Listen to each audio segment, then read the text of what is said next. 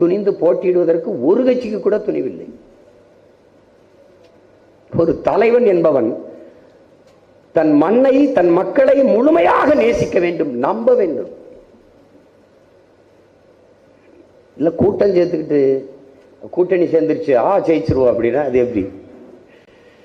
அப்படி பார்த்தா நம்மை விட வலிமையான கூட்டணி அமைத்தவன் இங்கு இல்லை. நாம மட்டும்தான் 8 கோடி மக்களோடு சேர்ந்து களத்திலே தேர்தலிலே போட்டியிடும்.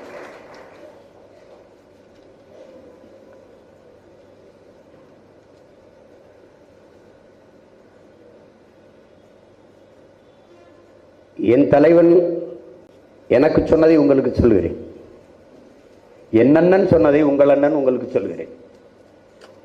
தமிழ் தேசிய அரசியல் செய்யணும், தமிழ் தேச விடுதலைக்காக, தமிழ் தேசிய மக்களின் உயர்வுக்கு மேம்பாட்டிற்கு அரசியல் செய்யணும். ஆனால் ஐரோப்பியன் மாதிரி செய்யணும்னு